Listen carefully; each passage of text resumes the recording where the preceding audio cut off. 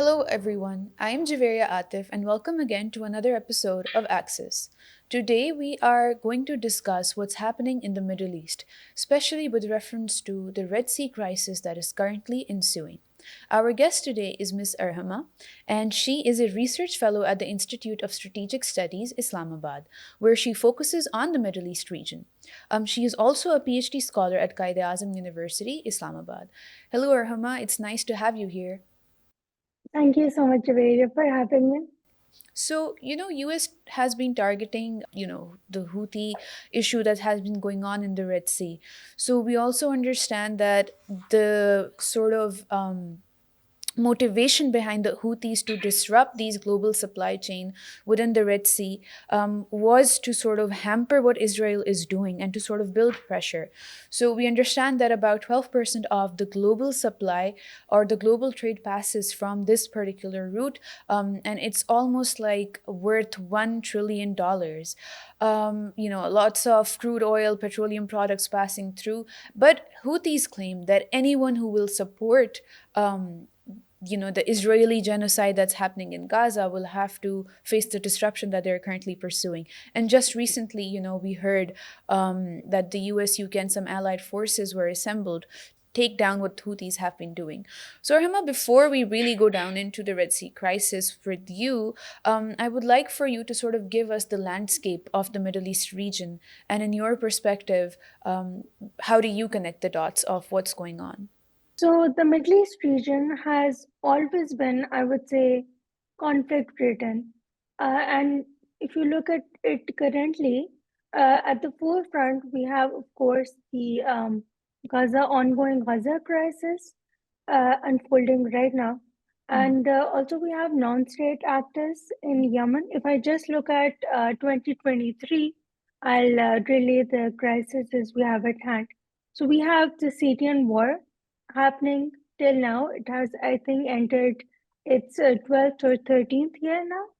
And since 2011, we have a humanitarian crisis in Yemen. We have proxy wars all over the Middle East. We have economic crises, particularly in Lebanon.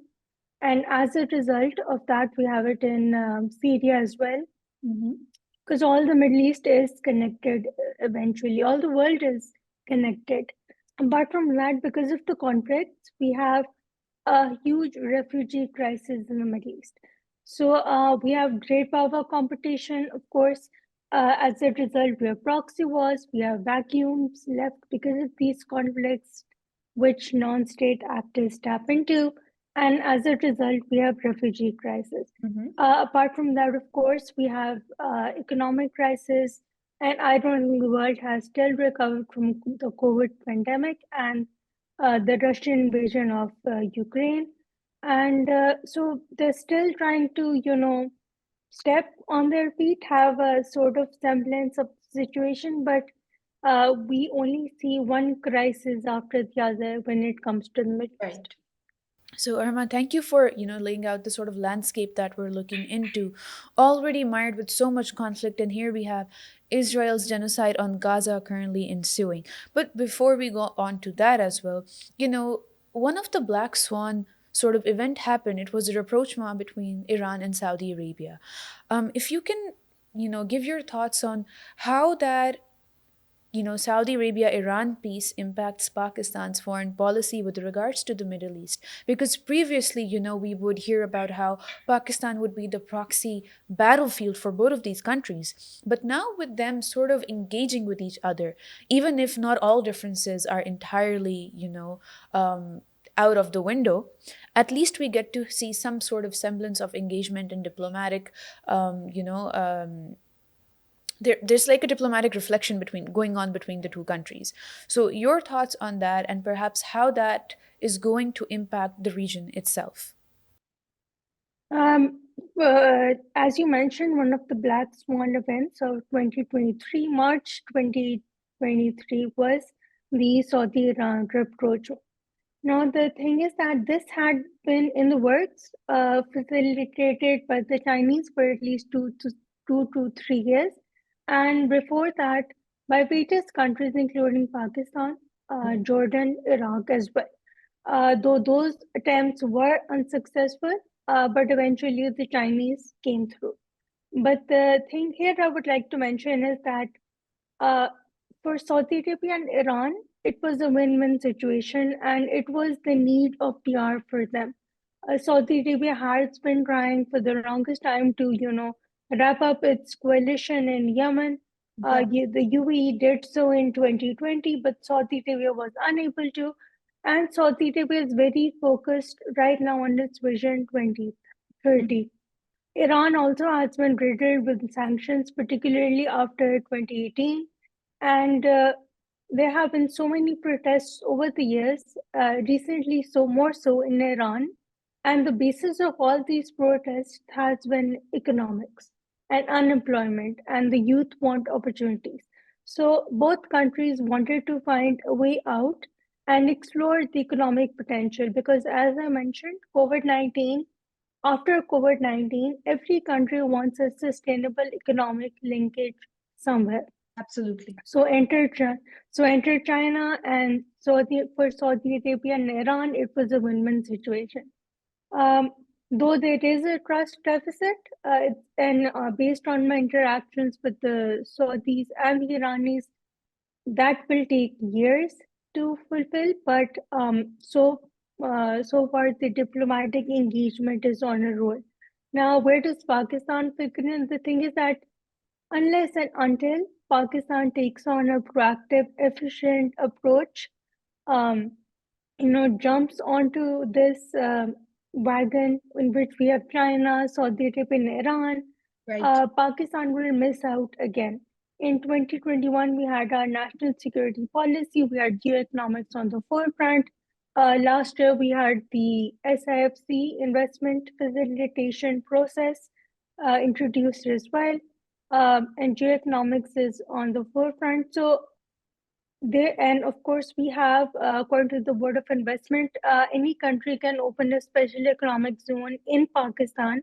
And the Absolutely. Saudis have been trying to do that for years, particularly in the field of agriculture.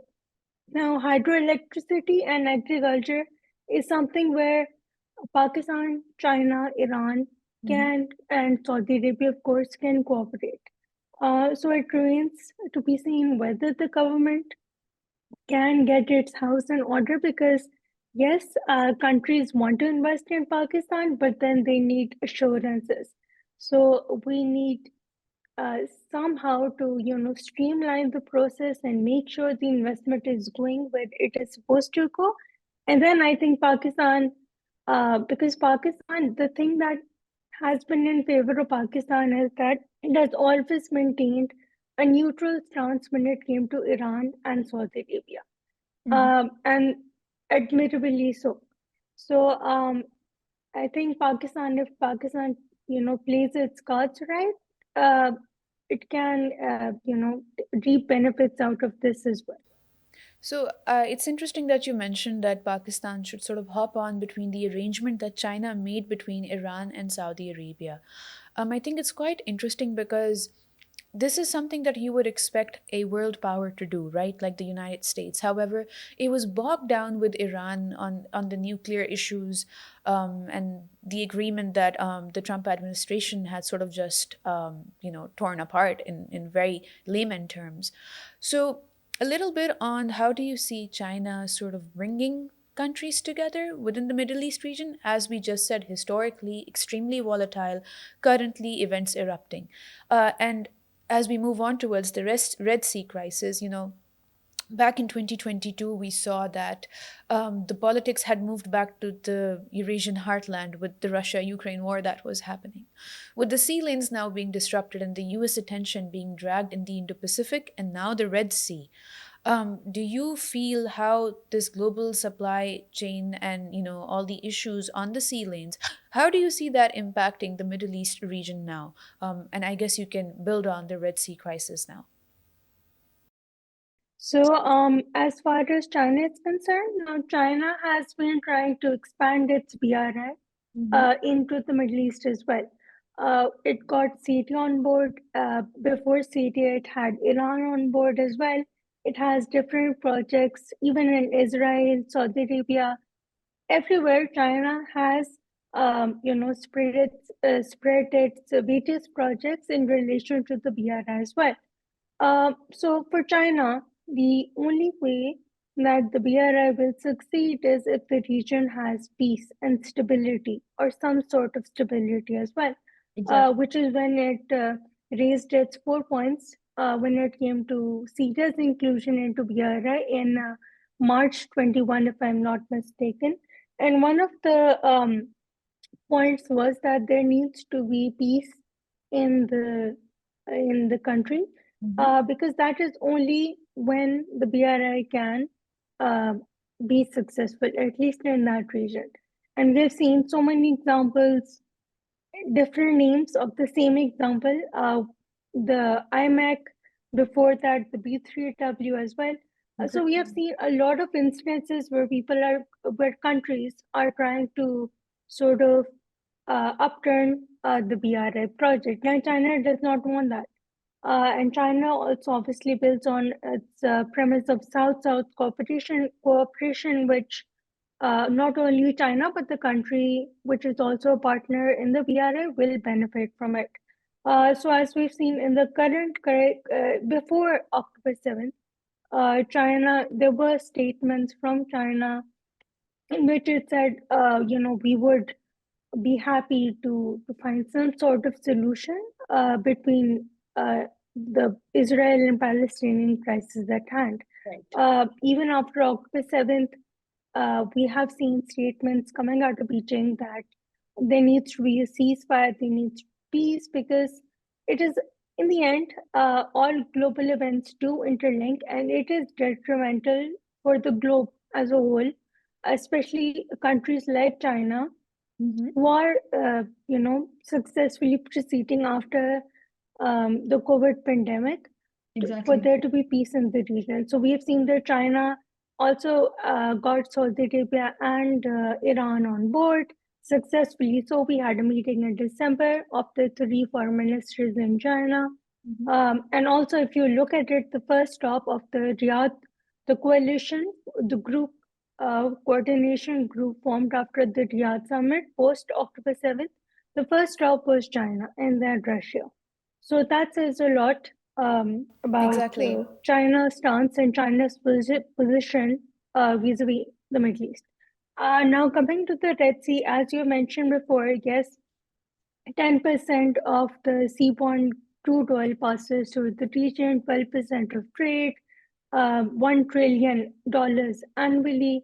And of course, as a result of the blockade of that 29-kilometer strip, we have seen ships either completely abandoning Yeah. um, the transport, or taking a longer route, which is a good 10 to 14 days longer.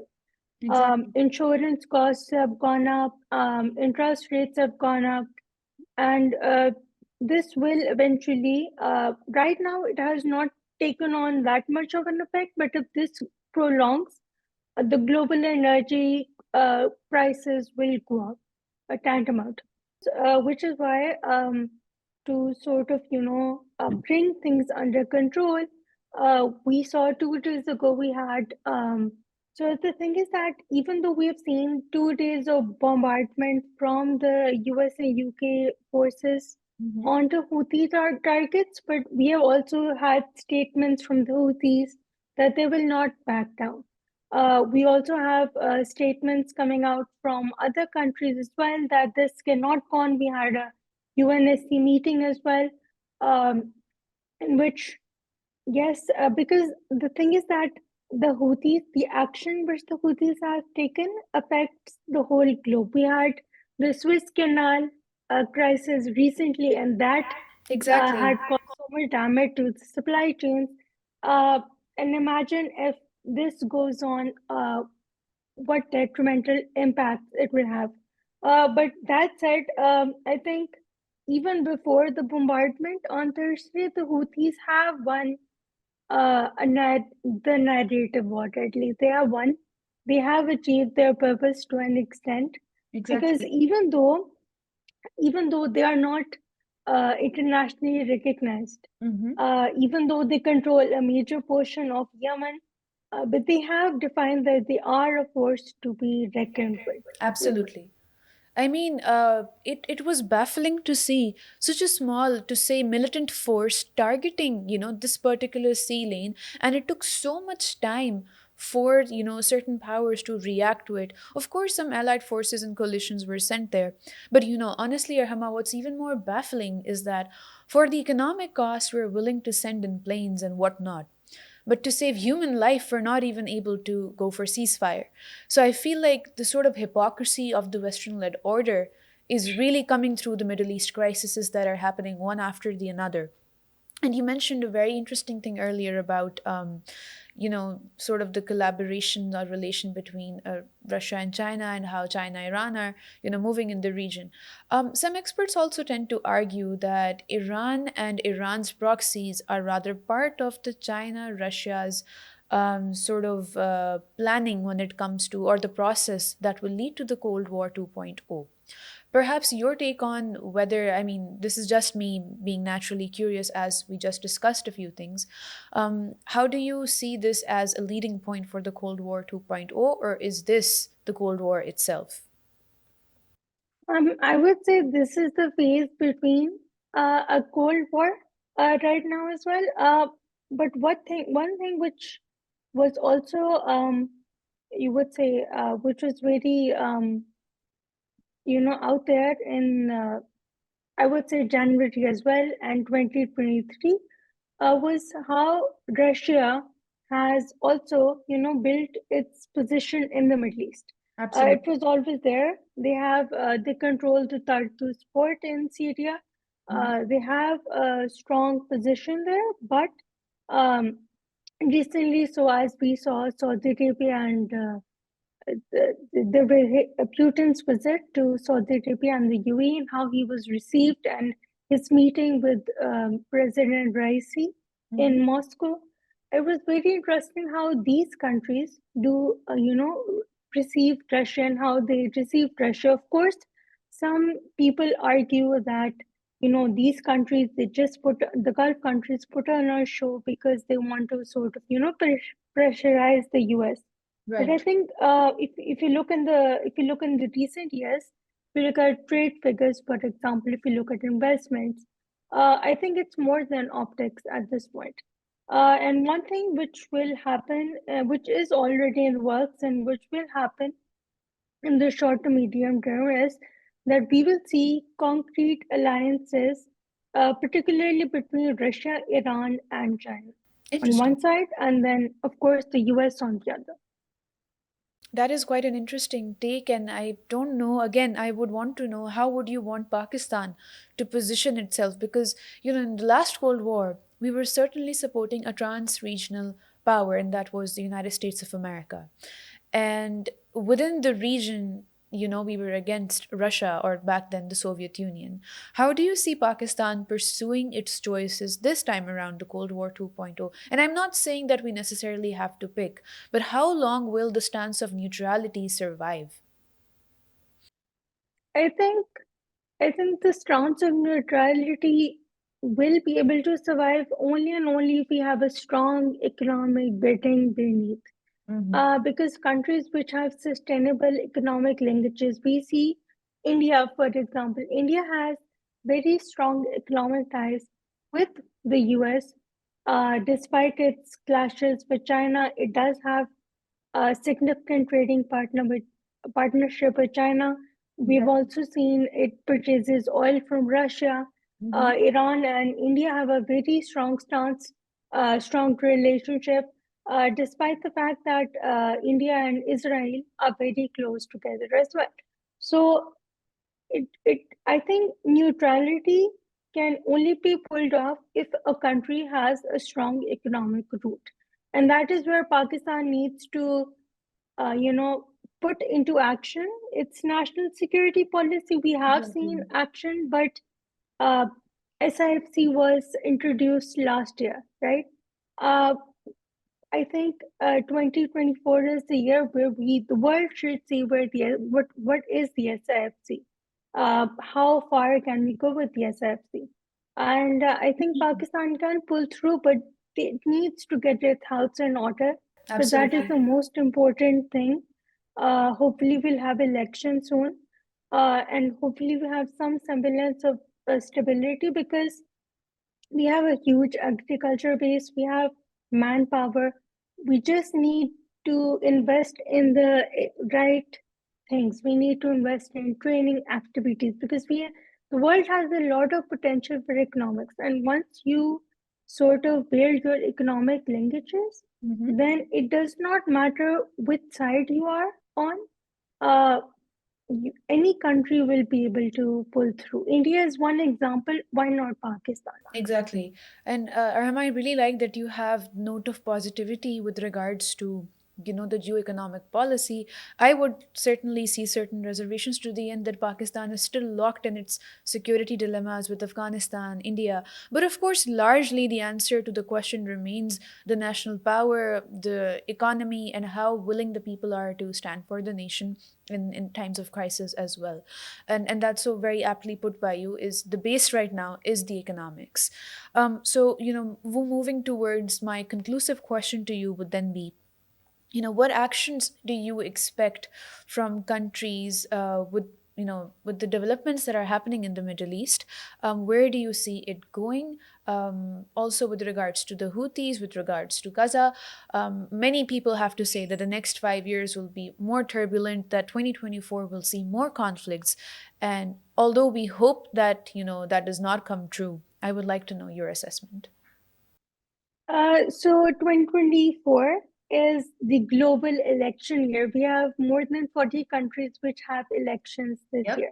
So it's a trying time for a lot of countries. So with the US, for example, I'll start with that. With the US, the elections are in November.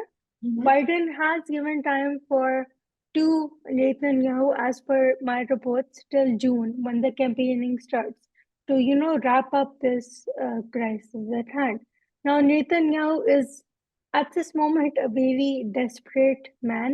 Mhm. We've seen attacks and provocations in Iran, within Iran, and Iranian targets in Syria and Iraq as well.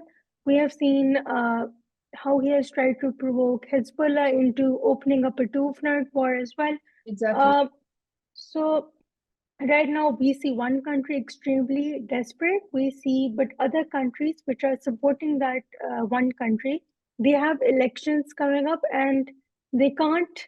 Uh, there is a limit to everything. They can't, stab their own feet when it comes to elections. Though they have in a way lost, but still. As far as the region goes, thing is that the region, uh, I don't think cannot withstand another conflict, regional conflict. Um, so we have seen, for example, Egypt and Jordan to do sort of support the opening up again of the Red Sea, Uh-huh. but again, that would be contrary to their positions when it comes to a ceasefire in Gaza. We've seen Saudi Arabia, yes, Saudi Arabia does support the ceasefire in Gaza. It has supported South Africa's stance at the ICJ as well. Exactly. But then again, we have a statement from the Saudi foreign minister that once the war ends, the normalization with Israel will continue. Because And at the end of the day, all the Gulf countries, especially, mhm. their respective visions are at the forefront of the agenda. Saudi Arabia, in particular, 2030, we have how many 6 years to complete that vision. There's so many projects open-ended lined up, and those need to be wrapped up. So what we'll see is that the region does not want to be involved in any conflict. It wants economic linkages because at the end of the day, it's all about survival. Yeah. Survival only comes from economics at this point, especially after the COVID pandemic. I think that's how a lot of countries learned it the hard way. Mhm. So while I don't think the Gaza conflict will escalate to a regional level, but Israel is trying for that, but I don't think any country has the appetite for a regional conflict at this point. Absolutely. And you're very right that not a lot of countries are in favor of moving towards another, all encompassing war. Rather, Israeli experts and, people from the community who support Netanyahu's incursions in the region. Are openly coming out with the idea of extended borders, the visions of greater Israel, all that we also get to hear from India often with its Hindutva packaged agenda. But thank you so much, Arhama, for highlighting some salient points on what we can see in the region, and also on how Pakistan can pursue its stance of neutrality. I think you gave us some quite interesting points on that. But lastly, of course, with all the developments taking place, to me personally, OIC seems to be quite redundant. But let's hope that something comes out with diplomacy rather than staying on the war footing. So thank you so much for joining us. This was Access, and if you want to know more about our shows, you can subscribe to our YouTube channel.